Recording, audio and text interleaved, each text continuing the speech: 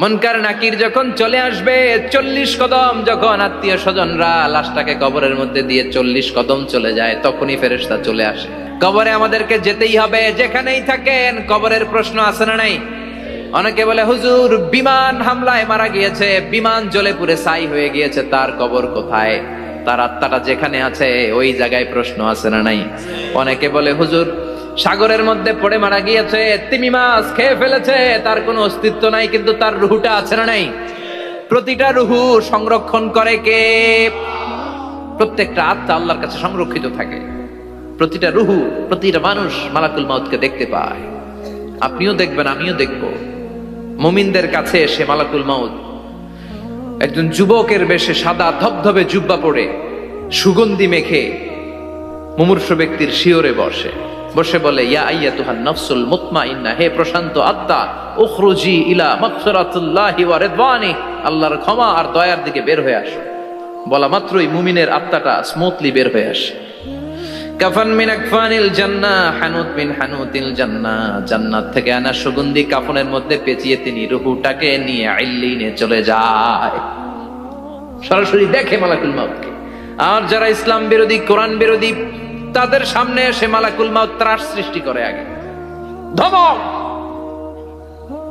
হাইওয়েতে মাঝে মাঝে ডাকাতি হয় না?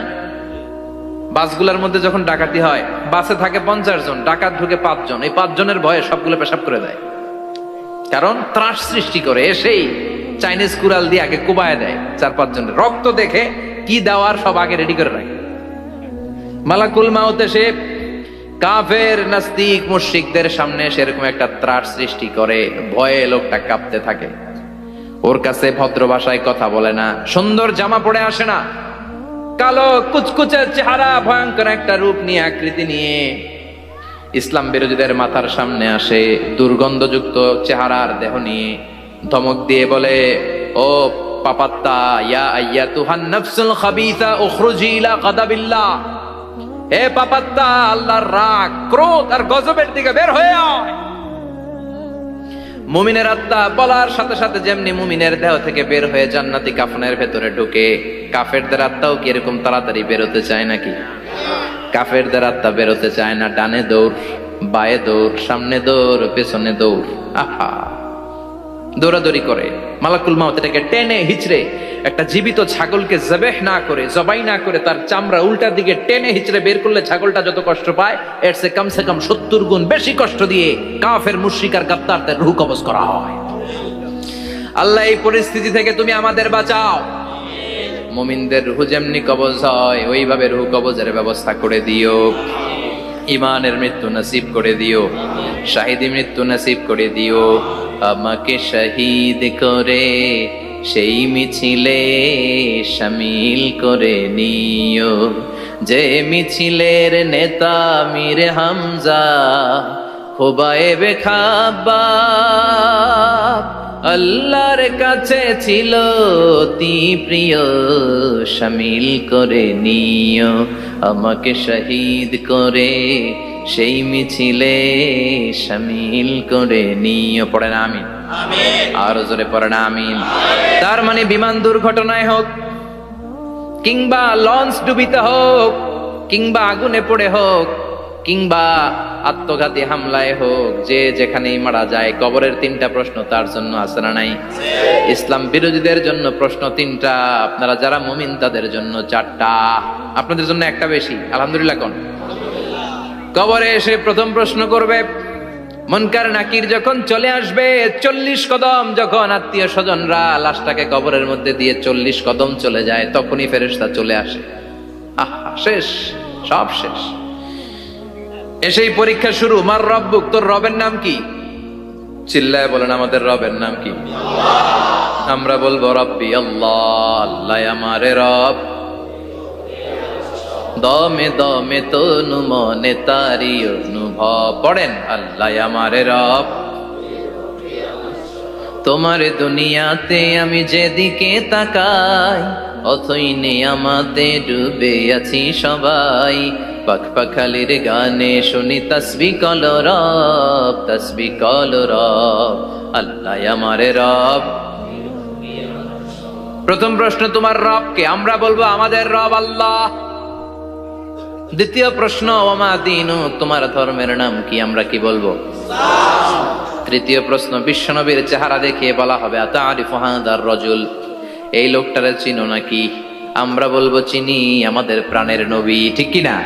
চাঁদের চেয়ে সুন্দর তুমি নবী আমার কামলিওয়ালা, দু জাহানের বাদশা তুমি প্যারা নবী সাল্লে আলা, চাঁদের চেয়ে সুন্দর তুমি নবী আমার কামলিওয়ালা, ঠিক কি না?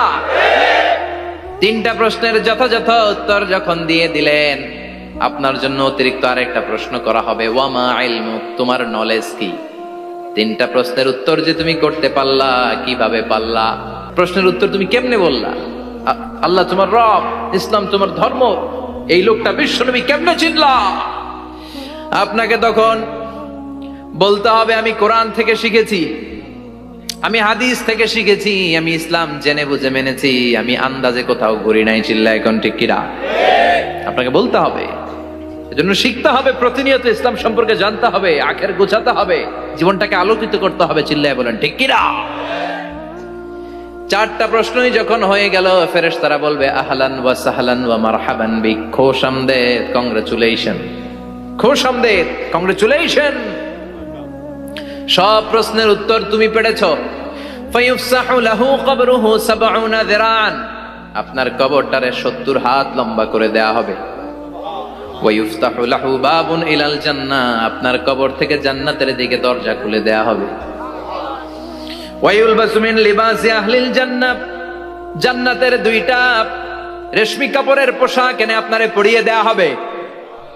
আর বলা হবে নাম কানাউমিলা আরুস, ঘুমাও, sleep, you should get some sleep now, তোমাকে লম্বা সময় পাড়ে দিতে হবে, ঘুমাও। কানাউমিলা আরুস, যেমনি বর বাসর রাতে আরামসে ঘুম দেয়, বাসর রাতে যেমনি বর কনেকে নিয়ে মধুর ঘুম দেয়, তুমিও ঘুমাও, কেউ তোমার ঘুম ভাঙবে না। মালাক ইসরাফিলের, কিয়ামতের জন্য ইসরাফিলের সিংহায় যে ফুৎকার আছে, ওই ফুৎকার ছাড়া কোনো কিছুই তোমার ঘুম ভাঙাতে পারবে না। আলহামদুলিল্লাহ পড়েন। আল্লাহ আমরাও যেন চারটা প্রশ্নের উত্তর দিয়ে লম্বা একটা ঘুম দিতে পারি, পড়ে না আমিন। ওয়াম্মাল কাফির ওয়া আহলুশ শিমাল, আর ইসলাম বিরোধী যারা, তাদের সামনে আসবে মালাকান আসওয়াদান আজরাকান, কৃষ্ণ বর্ণের দেহ, নীলাভ বর্ণের দুটো চোখ, গায়ের রং কালো, চোখের রং নীল, দেখতে কেমন লাগে। ফেরেশতা দুইটা আসবে, এসে ত্রাস সৃষ্টি করবে, এসে বলবে বল তোর রবের নাম কি? মার রব্বুক। ইসলাম বিরোধী মুশরিক, কাফের, নাস্তিক, এরা বলবে আমি জানি না আমার রবকে, আমি জানি না, আমি তো আজীবন শুধু চেয়ার করেছি, মদ খেয়েছি, আমি ধর্ষণে সেঞ্চুরি করেছি দুনিয়ার বুকে, আমি টেন্ডারবাজি করেছি, চাঁদাবাজি করেছি, আমি মাস্তানি করেছি, আমার দাপটে এলাকার ইসলাম প্রিয়রা পাশায় ঘুমাতে পারে না।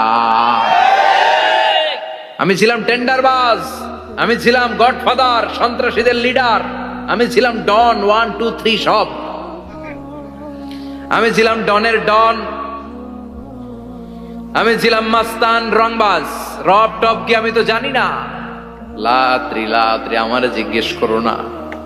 আবার প্রশ্ন করা হবে ওয়ামা দীনুক, তোর ধর্মের নাম কি? বলবে লা আদরি, আমার কোনো ধর্ম নাই, আমার কোনো ধর্ম নাই, আমি শুধু মৌজ মাস্তিতে ছিলাম, আমি আনন্দ ফুর্তি করেছি, ইসলাম নিয়ে আমার মাথা ব্যথা ছিল না, আজীবন ইসলামরে আমি বাস দিয়েছি। চিল্লায় বলেন ঠিক কিনা?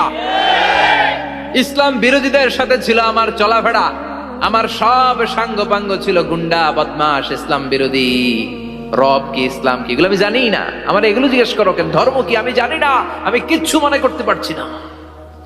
3 নম্বর প্রশ্ন করা হবে আতারিফু হাদার রাজুল, দেখো তো এই লোকটারে চিনো কিনা? কয় না, চিনি না, তবে মনে হয় এই লোকটারে দুনিয়ার বুকে আমি গালি দিতাম, এই লোকটার বিরোধিতা করতাম, ব্লগের মধ্যে এই লোকটার ব্যাপারে কুৎসা রটনা করতাম, এই লোকটার কার্টুন বানিয়ে আমি হিংসা ছড়িয়ে দিতাম, এই লোকটার ব্যাপারে আমি এলাকার মধ্যে অপপ্রচার চালাতাম। ফেরেশতারা বলবে তাই? এই ছিল তো ডিউটি, দাঁড়া এখনই আমাদের খেলা শুরু, এখনই শুরু।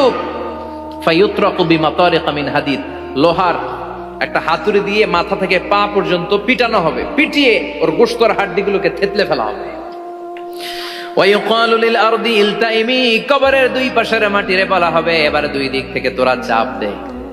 চাপ দেয়া হবে, ধাক্কা ধাক্কি করেও সে সুবিধা করতে পারবে না। মাটি আস্তে আস্তে আস্তে আস্তে দেহের দুই দিকে লেগে এমন জোরে দুইটা চাপ দিবে, ফাতাখতালিফা আদলাউহু, তার ডান পাশের পাজরের হাড্ডি বাম দিকে ঢুকে যাবে, বাম দিকের হাড্ডি ডানে চলে যাবে। বিশ্বনবী বললেন এই হাতুড়ি দিয়ে পিটানোর শাস্তি, কবরের চাপ দেওয়ার শাস্তি চলতেই থাকবে হাত্তাল কিয়ামা, কিয়ামত পর্যন্ত। আল্লাহ এই কবরের শাস্তি থেকে আমাদের বাঁচাও। আমরা এই আযাব পেতে চাই না, আমরা যেন ঠিকভাবে কবরের 4টা প্রশ্নের উত্তর করে দিয়ে লম্বা ঘুম দিতে পারি। আল্লাহ তুমি তৌফিক দাও। এজন্য আল্লাহ বললেন, গোলাম দুনিয়া নিয়ে পাগল হয়ে থেকো না। এই দুনিয়ার জীবন আসল জীবন নয়, আসল জীবন হলো কবরের জীবন। জোরে বলেন ঠিক কিনা? এই জন্য মাঝে মাঝে কবরে যাবেন, কবরস্থানে দাঁড়িয়ে চিন্তা করবেন এই জায়গায় আমারও আসতে হবে।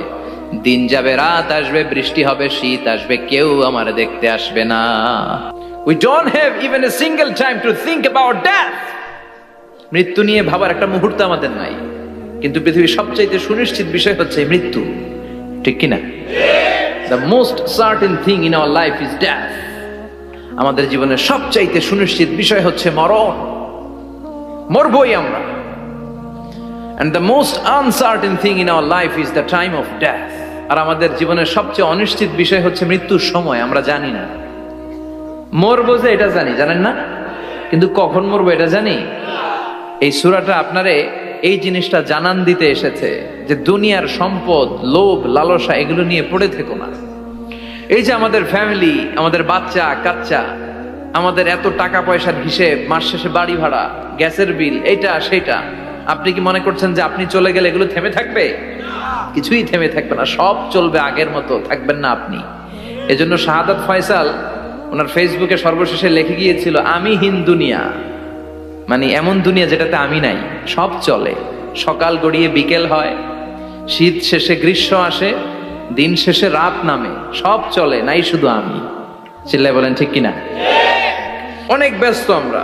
এই দুনিয়ার পুরো জীবনটা এটা হচ্ছে লালসাময় একটা জীবন, লোভ, মরিচিকা, মায়াজাল। এই মায়াজালে আমরা আটকে আছি, ফলে মৃত্যুর কথা আমরা ভুলে গিয়েছি। পাগলের মতো ছুটছি, আরো টাকা লাগবে, আরো খ্যাতি লাগবে, আরো যশ লাগবে, আরো দাপট লাগবে আমার। এত টাকা দিয়ে কি হবে? এত সম্পদ দিয়ে কি হবে? এত ব্যস্ততা দিয়ে কি হবে তোমার? স্টপ, থামুন, অনেক হয়েছে, আম্মা থামুন। Take a rest, take a breath and think about death. Think that you have to go back to your Lord. একটু বসেন না, একটু ভাবেন যে আমাকে চলে যেতে হবে, চলে যেতে হবে। এই কোলাহল, এই ব্যস্ততা, এগুলো থাকবে, থাকবো না আমি। সাইয়েদনা ওমর ফারুক বলেছেন, মুতু ক্বাবলা আন তামুতু, মরার আগে একবার মরো। হাসিবু ক্বাবলা আন তুহাসাবু আলাইকুম, তোমার হিসাব নেওয়ার আগে তুমি একবার নিজের হিসাবটা করো না। কাগজ বের করে একটু লিখো না কি কি ভালো কাজ করছিলা, যেগুলো দিয়ে নাজাতের ওয়াসিলা হতে পারে, 1 2 3, আর কি কি আকাম কুকাম করছো দেখো না, লিখে দেখো তোমার অবস্থাটা কি। মরার আগে একবার মরো। মরার আগে খাটের মধ্যে শুয়ে শটান করে চোখ বন্ধ করে একবার মরার ভান করে দেখেন কেমন লাগে।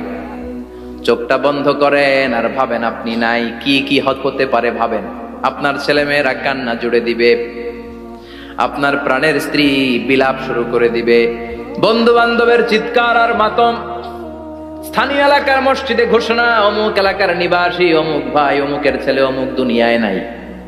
সব আত্মীয়রা চলে আসবে, ফেসবুকে স্ট্যাটাস দেয়া হবে, সবাই সবাইকে জানাবে বিকাল 4টায় অমুক হাই স্কুল ময়দানে আপনার জানাজা। ছুটে আসবে, সবাই ছুটে আসবে আপনাকে শেষ বিদায় দিতে, গুড বাই জানানোর জন্য, আল ওয়াদা, বিদায় জানাতে আসবে সবাই। 4 তাকবীর দিয়ে আপনার জানাজা হবে, অশ্রুসিক্ত জানাজায় আপনার বিদায় হবে। কাঠের খাটিয়ার মধ্যে করে কাঁধে তুলে আপনারে কবরে নেওয়া হবে। আগে থেকে খুঁড়ে রাখা কবরটার মধ্যে আপনারে বিছিয়ে দেয়া হবে, বাঁশের কচি দিয়ে তার উপরে মাটির চাপা দিয়ে সব চলে যাবে। ভাবেন না একবার চোখ বন্ধ করে, this is the circle of life, this is the nature of life. এটা সবার হবে, আমার হবে, আপনার হবে। এত মায়া, এত ভালোবাসা কই যাবে? কেউ থাকবে না, সবাই আপনার অন্ধকার কবরে রেখে দিয়ে চলে আসবে। উপরে বাঁশের কঞ্চি, তার উপরে মাটির চাপা, অন্ধকার আর অন্ধকার। এই অন্ধকার যেন শেষ হতে চায় না, শুধুই অন্ধকার, ঠিক কিনা? এজন্য আমাদের চলে যেতে হবে। দাদা গেল, চাচা গেল, মামা গেল, আমাদেরকেও যেতে হবে, জোরে কোন ঠিক কিনা? একদিন মাটির ভেতরে হবে ঘরে মন আমার, কেন বন্ধ দালান ঘর, প্রাণ পাখি উড়ে যাবে পিঞ্জর ছেড়ে,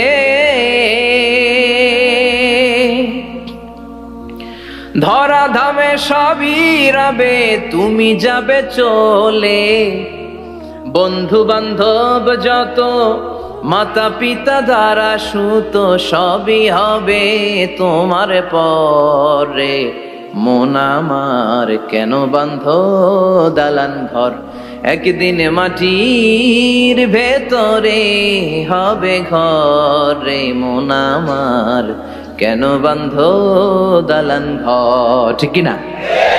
সব করে থাকবে, চলে যেতে হবে আমাদেরকে। এজন্য আখিরাতের কথা যেন আমাদের স্মরণ হয়। বিশ্বনবী বলতেন, নাহাইতুকুমান জিয়ারাতিল কবুর, আমি তোমাদেরকে কবর জিয়ারত করতে আগে নিষেধ করতাম, কিন্তু এখন নিষেধাজ্ঞা প্রত্যাহার করে নিলাম। এখন সব সময় তোমরা কবরের সামনে যাবা আর জিয়ারত করবা। কবরস্থানে জানতো বড়ুয়া কৃষ্ণপুরের এই গ্রামের কবরস্থান আছে? কোন দিকে? পূর্ব দিকে আছে, গোখরার জলের ওদিকে। যান আপনারা, একটু যাবেন, একটু গেলে আখিরাতের কথাটা স্মরণ হবে। ওখানে ছোট শিশুরা শুয়ে আছে, কিশোর যুবকরা আছে, আপনার মতো তাগড়া যুবক মুরব্বীরা আছে। এরা এই এলাকায় থাকতো, এরা আকাশ থেকে নেমে আসে না, এই এলাকার সন্তান আজ নাই। একটা সার্টেন পিরিয়ড শেষে আপনিও থাকবেন না। This is the nature of life, this is the circle of life. ছোট্ট শিশু হয়ে এসেছিলেন, শৈশব, কৈশোর, যৌবন, প্রৌঢ়ত্ব। আগে ছিলেন সিঙ্গেল, বিয়ে করে হয়ে গেলেন ডবল। এরপরে আল্লাহ আপনাকে একটা মেয়ে দিল, এরপরে মেয়েকে বিয়ে দিয়ে শ্বশুর হলেন, এরপরে ওই মেয়ের ঘরে সন্তান হতে নানা হলেন। আর কতদিন? অনেক দিন হলো তো, অনেক লম্বা সময় পেয়েছেন আপনি। Think about that. এবার যাওয়ার কথা ভাবেন, আখিরাতের সামানের কথা ভাবেন, ফিরে যেতে হবে। কি শক্তিশালী যুবক, বার্ধক্য চলে আসলে লাঠি ছাড়া চলতে পারে না। কুচকুচে কালো দাড়ি সাদা হয়ে যায়, দাড়ির শুভ্রতা, বয়সের ভার, রং ধরা যৌবন জং ধরে শেষ, ঠিক কিনা? This is the circle of life. যুবক ভাইয়েরা, এটাই জীবন, চলে যেতে হবে, কেউ থাকতে পারবে না, ঠিক কিনা? এটা রিমাইন্ডার আল্লাহ এই সূরার ভেতরে দিয়েছেন যে তোমাদেরকে ফিরে যেতে হবে। এই লোভ লালসা ছেড়ে দাও। রব্বুল আলামিন বলেন, আল্হাকুমুত তাকাসুর হাত্তা যুরতুমুল মাকাবির। ও গোলাম, দুনিয়ার সম্পদ, লোভ লালসা তোদেরকে পাগল বানিয়ে দিয়েছে। এই লোভ পাগলামি কোনোদিন তোদের থামবে না যতদিন না তোরা কবরে ঢুকবি, ঠিক কিনা? কার কথা? আল্লাহ বললেন, দুনিয়ার সম্পদ আর লোভ আর মোহে তোমরা গাফেল হয়ে গিয়েছো। আখিরাতের কথা বেমালুম তোমরা ভুলে গিয়েছো, কিন্তু আখিরাতে তোমাদের যেতেই হবে, কবরের বাড়িতে তোমাদের ঢুকতেই হবে, ঠিক কিনা? যেতেই হবে। আমরা ভুলে যাই।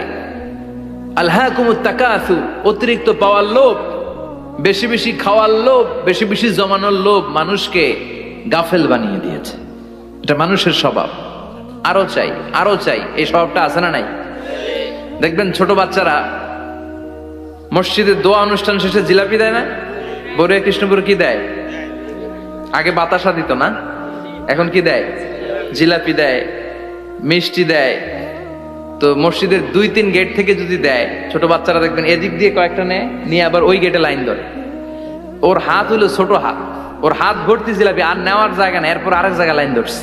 আরো লাগবে, আরো লাগবে, এই আরো আরো আরো চাই। এই স্বভাবটাই মানুষকে কুড়ে কুড়ে শেষ করে দিয়েছে। এত লাগবে কেন তোমার? চাহিদার কোনো শেষ নাই। Unlimited demand of human being. যার আছে বেশি তার চাই বেশি। যার সাইকেল আছে তার হুন্ডা চাই, হুন্ডা আছে তো প্রাইভেট কার চাই, প্রাইভেট কার আছে তো প্লেন চাই, প্লেন আছে তো হেলিকপ্টার চাই, হেলিকপ্টার আছে তো ওইটা চাই, ওইটা আছে তো সেটা চাই, ঠিক কিনা? এলাকার মেম্বার যে হয়েছে চেয়ারম্যান হতে চায়, আছে না নাই? চেয়ারম্যান সাহেব এমপি হতে চায়, আছে না নাই? এমপি সাহেব মন্ত্রী হতে চায়, আছে না নাই? মন্ত্রী সাহেব প্রধানমন্ত্রী হতে চায়, আছে না নাই? কিন্তু এই দেশে সুযোগ নাই। কথা কন। এই দেশে প্রধানমন্ত্রী সিলেক্টেড, 2-3 জনের বাইরে কেউ প্রধানমন্ত্রী হইতে পারবি না, ঠিক কিনা? আমার এই জীবনে তো আমি 2-3 জনই দেখলাম। বেগম খালেদা জিয়া, মাননীয় প্রধানমন্ত্রী শেখ হাসিনার ছোট্টবেলা দেখেছি এরশাদকে, আমরা তখন ছোট। তো মানুষের চাহিদার কোনো শেষ নাই, যার আছে বেশি তার চাই বেশি। এজন্য বিষ্ণু বলেছেন, উনজুরু ইলা মান হুয়া আসফালা মিন, তোমার চেয়ে যে খারাপ আছে ওর দিকে তাকাও।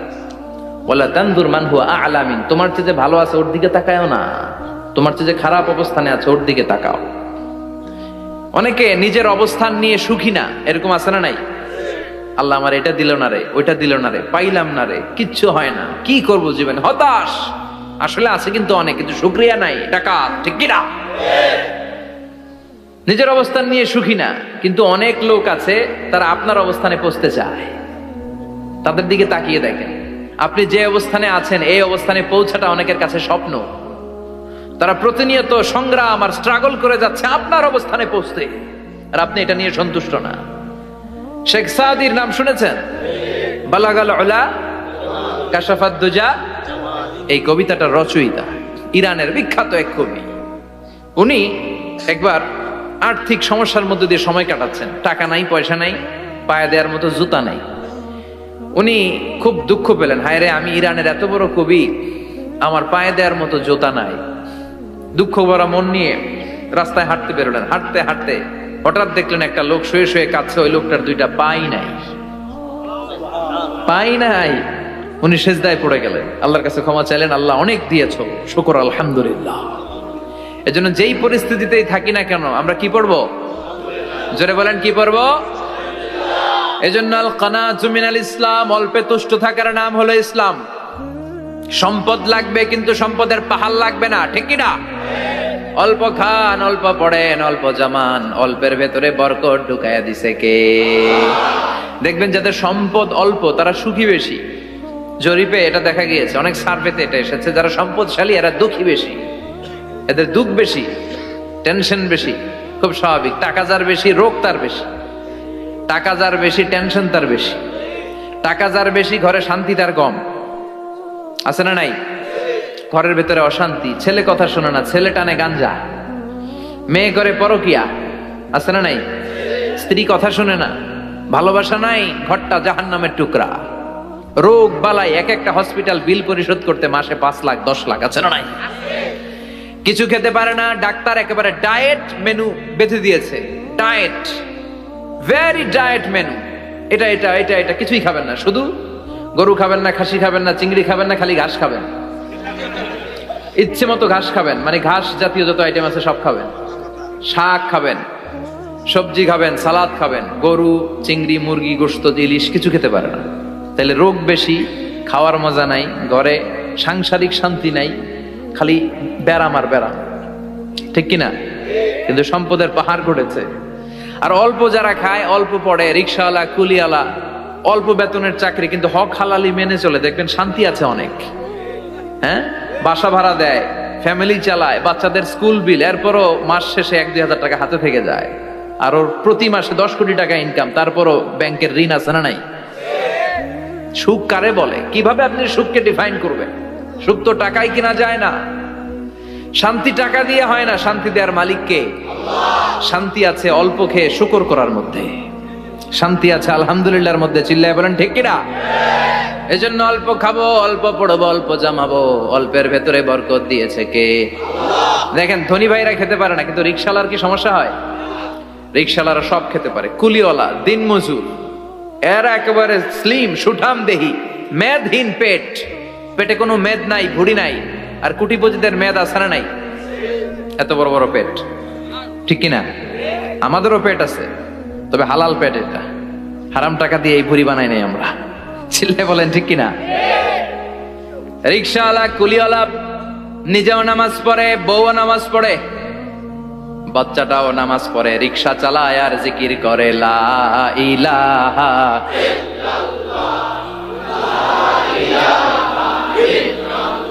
লা ইলাহা ইল্লাল্লাহু মুহাম্মাদুর রাসূলুল্লাহ সাল্লাল্লাহু। সুখ আর শান্তি, তাদের ঘরে সুখ। ধনী কোটিপতি ভিআইপি সিআইপিস এদের রাতে ঘুম নাই, 1 ঘন্টা ঘুমানোর জন্য 4টা ট্যাবলেট খাওয়া লাগে, এরকম আছে না নাই? কিন্তু ঘুমের জন্য যে ট্যাবলেট খাওয়া লাগে রিকশাওয়ালা এটা জানেই না। ওর যেখানে রাইত ওইখানেই, ওর মাথা বিছনায় লাগতে দেরি, ওর ঘুম আসতে দেরি হয়। ওর ঘুমে নাকের ডাকের আওয়াজে ট্রাকের ইঞ্জিনও ফেল। সুবহানাল্লাহ পড়েন। এজন্য অনেক বেশি সম্পদের পাহাড় করা লাগবে, এই চিন্তা যেন আমাদের মাথায় না আসে। চিল্লায় বলেন ঠিক কিনা? এজন্য রব্বুল আলামিন বলেন আল্লাকুমুত তাকাসুর হাত্তা যুরতুমুল মাকাবির। বেশি বেশি সম্পদ উপার্জনের আকাঙ্ক্ষা তোমাদেরকে আখিরাত থেকে গাফেল বানিয়েছে। এই গাফলতি কশিন কালেও তোমাদের কমবে না যতক্ষণ না তোমরা কবরে ঢুকবা। হাত্তা যুরতুমুল মাকাবির, মাকবারাতুনের প্লুরাল মাকাবির, যতক্ষণ না কবরে না ঢুকবা, কবরস্থান তোমার আবাসস্থল না হবে, ততক্ষণ পর্যন্ত এই চাই চাই মানসিকতা কমবে। মানুষের স্বভাব হলো আরো চাই, আরো চাই, আরো চাই করে ফকিরেরা কারা? আল্লাহ গালি দিয়ে বললেন তোরা সব ফকিরনি। তোরা কি?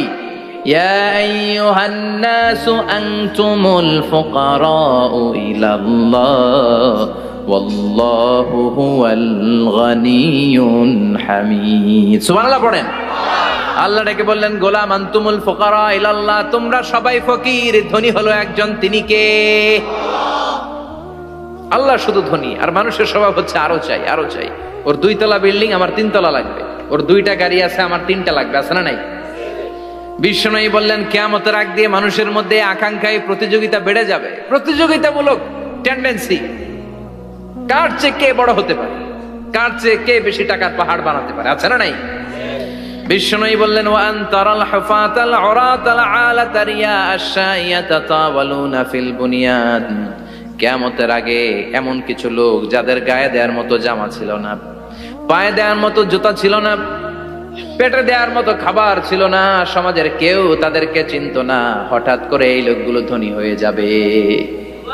And they will start to construct, they will compete to construct high rises building in the cities. শহরে গ্রামে এরা বড় বড় বিল্ডিং বানানো শুরু করবে। সরকার কাছাকাছি চলে আসছে। এই যে বিল্ডিং বানানোর প্রতিযোগিতা, কুমিল্লা শহরে আজ থেকে 20-25 বছর আগে 5 তলা 6 তলা একটা বিল্ডিং ছিল না, এখন 10 তলা 20 তলা। আছে না নাই? ঢাকায় আজ থেকে 20 বছর আগে 10 তলা বিল্ডিং খুঁজে পাইতেন আপনি? নাই। গোটা বিশ্বব্যাপী এখন টাওয়ার বানানোর প্রতিযোগিতা। বিশ্বনবী বললেন এদের কোনো টাকা ছিল না। পৃথিবীর সবচেয়ে বড় টাওয়ার এখন আরব দেশে, এদের কোনো টাকা ছিল না। আরব দেশের সৌদি আরব, কাতার, কুয়েত, বাহরাইন এখন স্বর্ণ আর তেলের খনি পেয়ে আল্লাহরে ভুলে যায়। এদের খাওয়ার মতো কিছু ছিল না। এদেরকে আমার দাদারে শুনতাম বলতো কাবলিওয়ালা বলতো। কি বলতো? এদেশে আসতো জায়নামাজ, তসবি ছড়া, খেজুর টেজুর বিক্রি করার জন্য। এরা জেলে পাড়ার লোক ছিল। আরব সাগরের তীরবর্তী এলাকার মানুষ, সাগরের মাছ মেরে এরা জীবন ধারণ করতো। আল্লাহ এদেরকে তেলের খনি দিলেন, গ্যাসের খনি দিলেন, এখন তারা বড় বড় টাওয়ার বানায়। আছে না নাই? বুর্জ আল খলিফা, কি উঁচা বিল্ডিং, 828 মিটার উঁচু। জেদ্দা আছে 1000 মিটার উঁচু কিংডম টাওয়ার।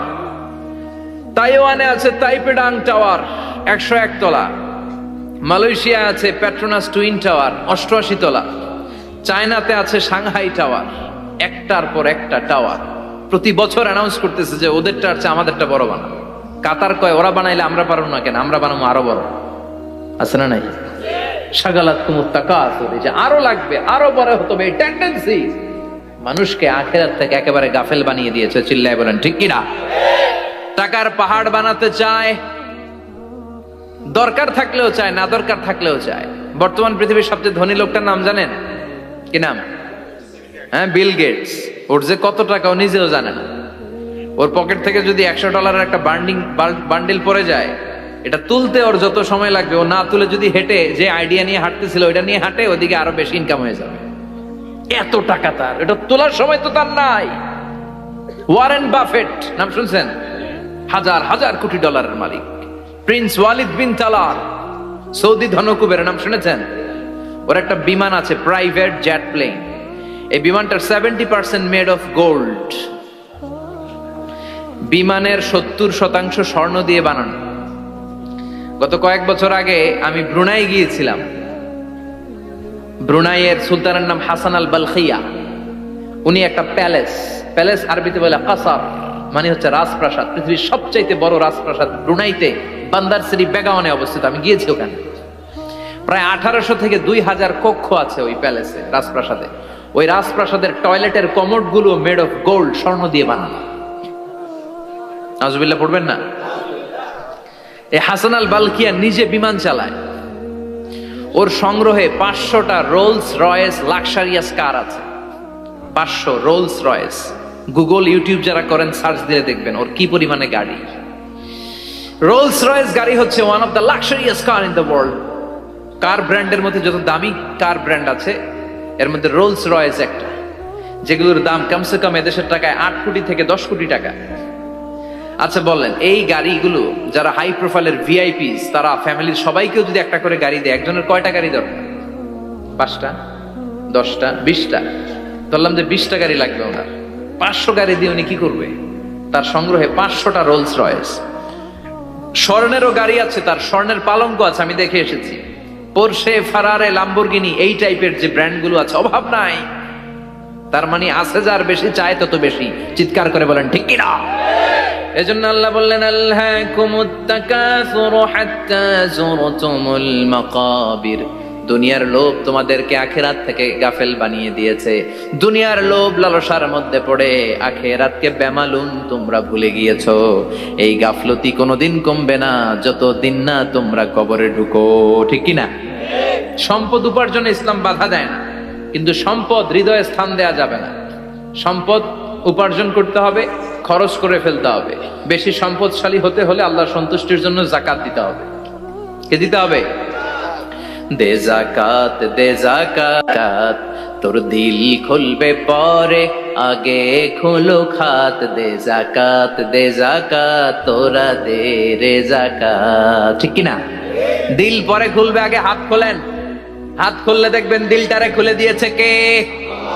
সাইয়েদনা মুসা আলাইহিস সালামের জামানায় ওনার চাচাতো ভাই ছিল মিশরের সবচাইতে বড় ধনী, যাকাত দেয় নাই। তার কি করুণ পরিণতি হয়েছে কোরআনে আছে না নাই?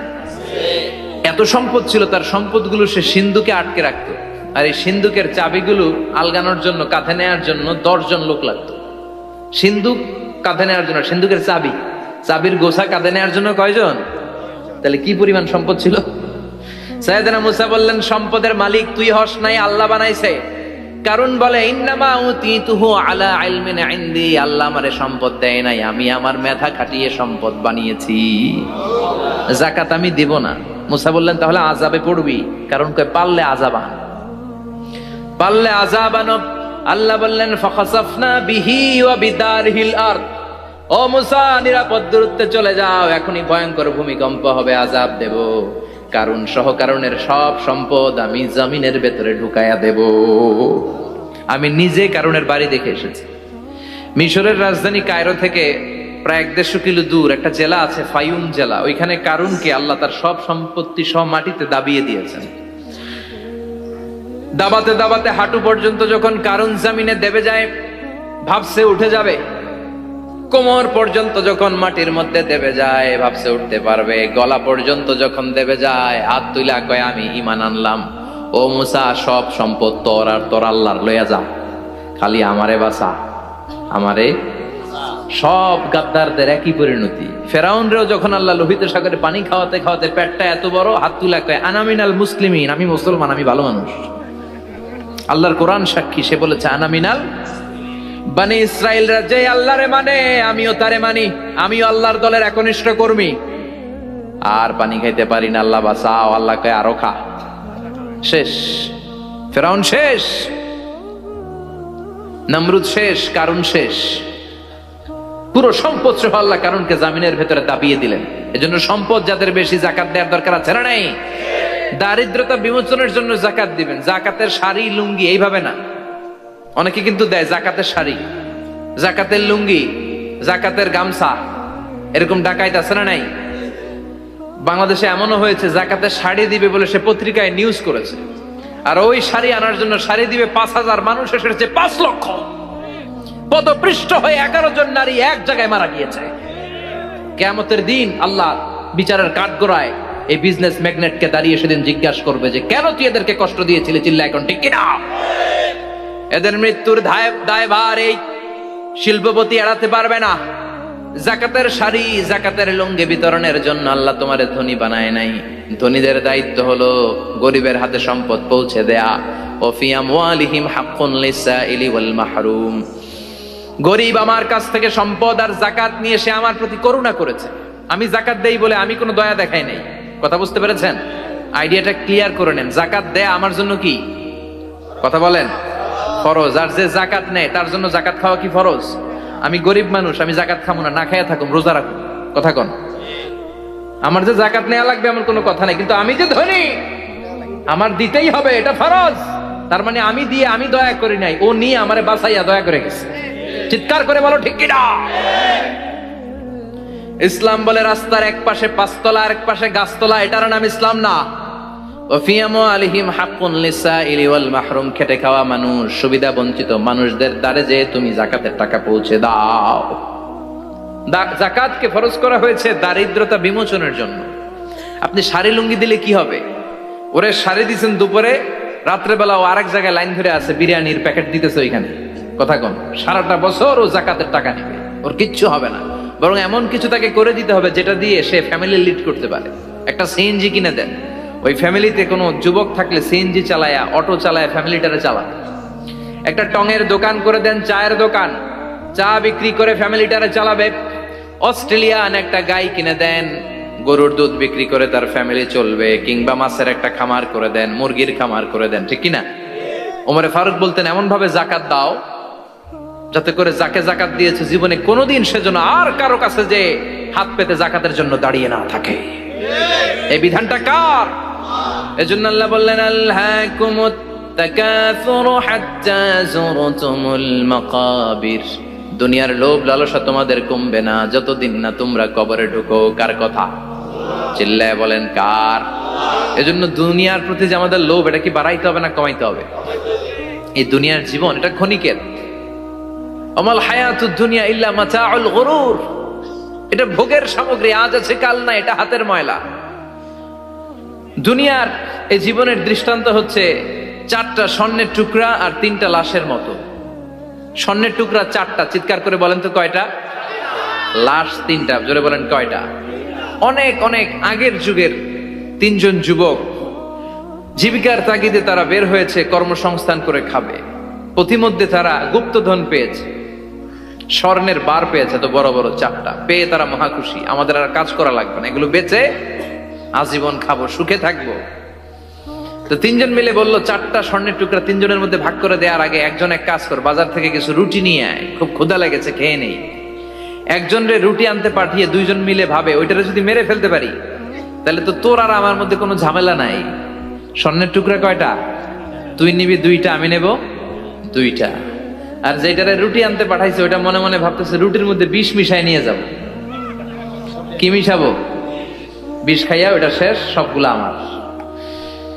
তো বিষ মিশায় নিয়ে আসছে, আর আগের পরিকল্পনা অনুযায়ী এই 2জন মিলে তাকে নৃশংসভাবে হত্যা করেছে।